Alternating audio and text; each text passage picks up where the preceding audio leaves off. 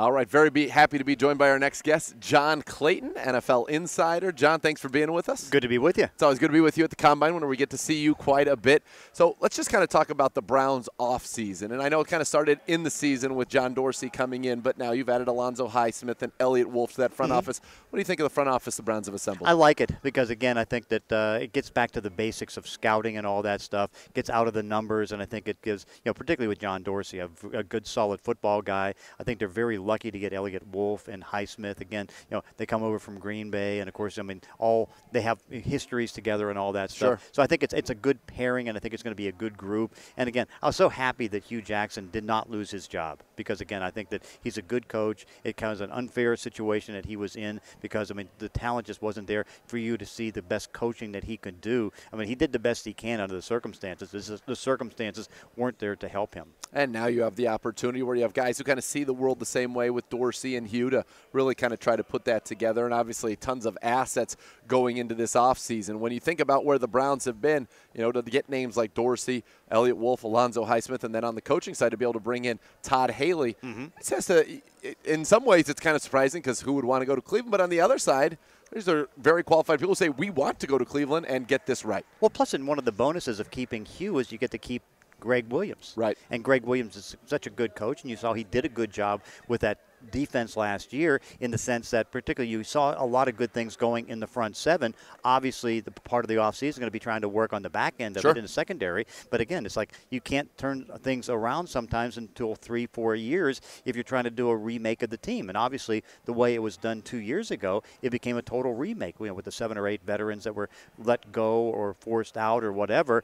And so now it's a matter of kind of solving things and getting the right focus and getting everything together. Were you surprised that Todd Haley was available as an offensive coordinator? A little bit, yeah. But, it was such a strange year because, what is there, 17, 18 new offensive coordinators in the league? And it's so strange because we're talking about a league that has 14 coaches, head coaches, who are offensive play callers. Right. And so it's like, okay, so all this change when, a lot of the guys that are getting head coaching jobs and, opportunities have not called plays. You saw that happen a couple times so far this year. And, here's Todd Haley, a great play caller, head coaching experience, popping free. But, you always kind of wondered at some point, if there's going to be a little bit of a drift between Ben Roethlisberger and Todd Haley. And not that it really was pronounced, because I remember when the two of them got together. And understand, I covered the Steelers back when Todd was a ball boy. Yeah. So I kind of, it's like, because Todd's real strong in his opinions and Ben's real strong in his opinions. And you thought initially it was going to be a struggle. But,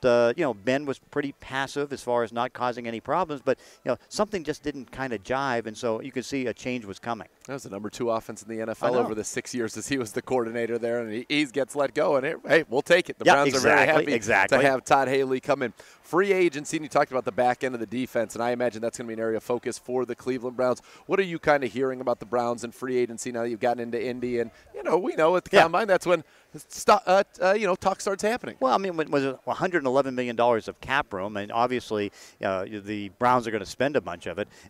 You figure that they're going to go for a cornerback, and so it's a matter which cornerback do they go for. Is it going to be Malcolm Butler? Is it going to be I kind of get the feeling it's going to be more Trumaine Johnson because he's going to come in at $14 million. And, you see the 5 teams up top with the cap room.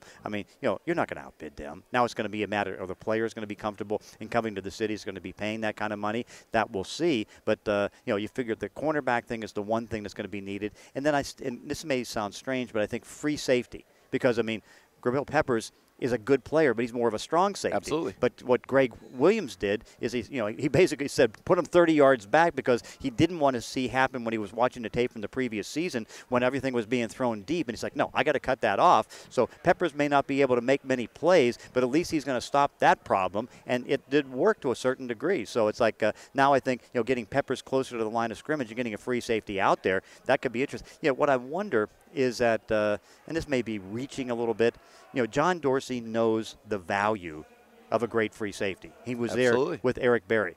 Would he consider trading for Earl Thomas? I think anything is on the table Yeah. because they want to win. Right. And so, for example, now, because Earl is going to end up being a high-paid, I mean, he's $10 million right now, and he was the highest-paid safety in the league. Right. But now, his contract is a little outdated. He's going to be a free agent after this year. He's kind of talked about a holdout.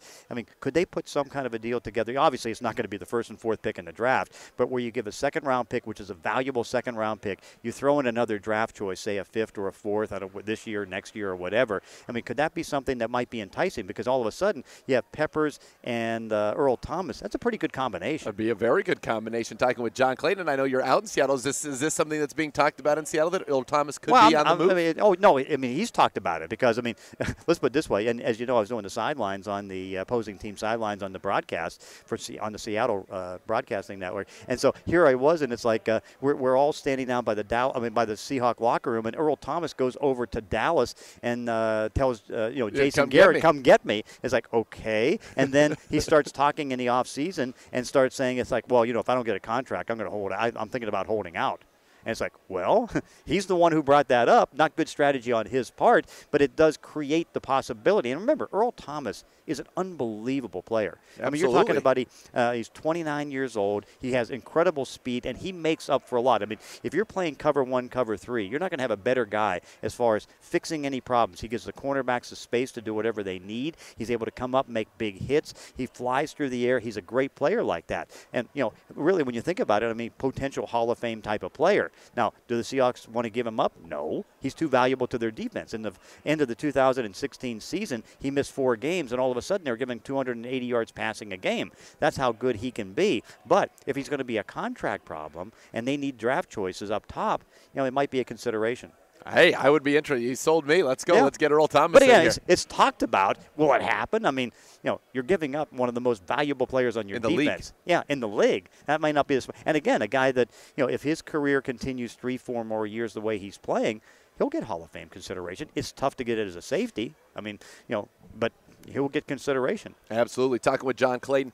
John, when you think about the free agency, and you talked a little bit about the money, LaMarcus Joyner is a name, also the safety position that comes up. But it sounds like for me, what I've been hearing here, and maybe the same, he's going to get franchised, not really available. No, because again, they realized the value, and particularly with the trade that they made with Marcus Peters, they're not going to lose Joyner. And again, they have the choice of putting a tag on Joyner, which is going to be much less than what it would be on Sammy Watkins. And, they can try to sign Sammy Watkins, but also it's like Sammy is more of a decoy in last year's offense. I mean, because again, he would go deep, but he didn't get necessarily the ball a lot. And gee, did he complain? Well, he did in Buffalo, and he ended up tweeting out a complaint after the Seahawk game where he didn't get the ball, and he did like 8-9 decoy routes. And so, I don't know if they can get him done at a number that's going to satisfy him, but if you're going to put the franchise tag, Joyner right now is more important than Watkins. I mean, because again, they've got Cooper Kupp, who's really good. Robert Woods has done a good job for him. Sure, and you look at it, too, with the franchise tag. I talk to some people, that's at the top 5 at your position. LaMarcus Joyner, you could make the case, is actually a top 5 safety. You cannot make the case Sammy Watkins is a top 5 wide receiver. No. And because what I look at with Sammy Watkins and what you wonder about, and we'll see how this all transpires, the 2014 class was the greatest wide receiver class I've ever seen. Like 9 number 1 type of wide receivers. Okay, so now he was obviously in that class, but a lot of those guys have been moved around in trades. I mean, Brandon Cooks was with New England. Yep. I mean, Jordan Matthews ended up going to Buffalo. Sammy Watkins, it's like you got all these guys that have been kind of moving around, but the fact that they moved around tells you the teams didn't want to pay them the top franchise dollars that it was going to keep. And so does he have to take a 1-year provisional deal, kind of like Alshon Jeffrey, 1 year $9 million, 1 year $10 million? Would that be? He might have to do that. That would be interesting. He's still only 24 years old, still very much a young guy with a lot of talent out there. And he does get downfield well. Yeah. And he, as you said, he opened up a lot of the underneath stuff in that offense and made also Todd Gurley out of the backfield very effective. When you talk about free agent wide receivers, one name that people thought would be a free agent but now isn't because he's been tagged, Jarvis Landry. What have you been hearing? Because a lot of speculation was coming to Indy, that they were coming to Indy to find a buyer that they could ship Jarvis Landry to. I mean, there's still the talk that maybe he's going to be traded. But, again, if you're Miami, how do you really give him up? I mean, they didn't get the benefit of the deal when they traded got a fourth round pick for Jay Ajayi. Okay, it's like that seems very interesting. Yeah, and it's like Landry, a Pro Bowl caliber wide receiver from the 2014 class. He's very good, and it's like you want to give up one of your best players on offense. I mean, so I know that, but the weird part is, okay, so they he wanted to play for $14.5 million a year, the Devontae Adams contract. And so it's like, well, we can't do that. You're not. He's more of a slot guy. At 16. And so they tagged him at 16.5. So it's like, how does that one work? Yeah, how does that? I don't know. Let's talk a little bit more about free agency, the quarterbacks. What are you hearing on potential matches for some of these big free agent quarterbacks? Well, I mean, the interesting one, kind of the sleeper in the room right now is Minnesota. Yep. Because Minnesota now, they're not going to franchise Case Keenum. I know Mike Zimmer today was talking about what's going on at the quarterback position, and it's like he really talked up Teddy Bridgewater, and he hasn't really talked up Case Keenum enough. I mean, particularly even as the season was going on. And he did say that Sam Bradford has a degenerative knee. So what you wonder about, do you pay Case Keenum $18 to $20 million, or do you just go for it? Do you go for Kirk Cousins? I think so.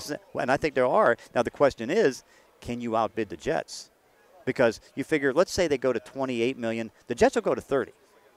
$30 million they'll pay Kirk Cousins. So the question then is, does Kirk Cousins value $2 million or the chance to go to a Super Bowl immediately? And that, I think, is an interesting thing. And also, an indoor stadium that has good receivers. Yeah, Diggs, Thielen, Kyle Rudolph, you got Pro Bowlers. Yeah, exactly. Dalvin Cook coming back. It seems to me that's a tailor-made situation. If I'm Kirk Cousins and they're giving me competitive money, I'm going to Minnesota. Yeah, but that's just me. Yeah, because, again, you look at Minnesota and Jacksonville, and both teams, obviously they're in, top-level type of games, going deep into the playoffs, but both are considered, quarterbacks away with their defenses from winning a Super Bowl. Not getting to a Super Bowl, but winning a Super Bowl. So which quarterback gets you there better? Is it Case Keenum? Is it going to be Teddy Bridgewater? Is it going to be Kirk Cousins? And I would say go for Cousins. I would say the same thing. We'll see what Kirk Cousins does. Anything that you've heard while you've been here in Indy that maybe surprises you, or any good rumors out there about maybe some free agent team matches? Well, I mean, I like the one today where the new general manager of the Kansas City Chiefs was talking about Albert Wilson, the wide receiver, and he says that, well, what's your thoughts on bringing Albert Wilson back? And he brought up that the former offensive coordinator of the Chiefs is in Chicago right now. It's like, oh, okay, so he's going to go to Chicago. Okay, we kind of get that idea. Obviously, the AJ McCarron thing is going to be interesting to see, because I think, obviously, in Cleveland, it's like they tried to trade for him. Sure. The trade didn't go through. And, what does AJ want to do? Because, again, you would figure that he's got to be big in the mix for the Cleveland Browns because, if they take Sam Darnold or one of the young quarterbacks that's not going to be ready the first year, you want that experienced guy. Would he be willing to play for like $17, $18 million or maybe a little bit less to come to Cleveland knowing it's only going to be a 1 or 2 year thing? Right. But what he gets is the base of having Hugh Jackson, who he's played the 4 games for, working with him, along with the fact you got Todd Haley calling the plays, and it's like you'll enhance your value if you can get in there and do that. It'll be very interesting to see how that plays out because, so many people talk about with the Browns, and still Deshaun Kaiser's there, who has, I think, a lot of talent and upside, but was thrust into a very difficult situation a year ago, but is only 22. You're going to have the number 1 pick in the draft, most likely a quarterback there. So if you're AJ, yes, you want that opportunity to start and prove you can do it, but at the same time, you know that you are never being brought there to be the answer. Right. And, perhaps in Arizona you could go and sign a longer-term deal. I think that will be a very interesting Yeah, but also dynamic. if you go to Arizona now, remembering, they're going to have a lot of change. They may have to change 3 starting offensive linemen. And so, the offensive line in the Browns right now is more settled than the Arizona Cardinals. So it's like, okay, maybe you're going to. It's a little bit of a tougher task in Cleveland, but also it's not going to be the easiest challenge in Arizona, a team that's right now trying to get better. Now again, they've got to get younger. And to get younger, that is going to be a little bit of a setback. As instead of maybe being an 8-9 win team, they may be a 6-win team, and maybe it can work out well in a couple years. But at least if you're AJ McCarron, you won your grievance, and you are not a restricted free agent. You have an opportunity to hit the market at a time that a few more teams are looking for quarterbacks than normally do. But also from the team standpoint, there's more quarterbacks available than I can ever remember. Yeah, and certainly nobody at the level of Kirk Cousins has been available in a very, very long time. All right, for the Browns, I know you like Hugh, you like this front office. What at the end of the 2018 season would tell you that they're on the right path? Is it a win number? What would tell you the Browns, okay, this is where they're going where they need to go? Well, I mean, obviously, settling the quarterback position. getting something there, trying to make sure that they upgrade the wide receiver position. Absolutely. Taking care of the spots on the defense. Because, again, I think, the biggest thing is that if Greg Williams can get this defense into being like anywhere between 18 to 15, that's going to be huge. Because now it's a matter that, it's going to be a lot of rebuilding on the offense, not on the offensive line, but rebuilding on the offense there. And, of course, if they can do that and get to 5-6 wins, then I think that's a huge jump. Yes. 5 or 6 wins would be more than the Browns have had in the last 3 years combined. Yes. If to get 5 wins, that would be, 10 years based on the 0 and 1? Yes. You wouldn't want that. No, you would not want that. John, thank you so much for the time. Always a pleasure to see you in Indy, and we'll talk to you again soon. Okay, sounds good.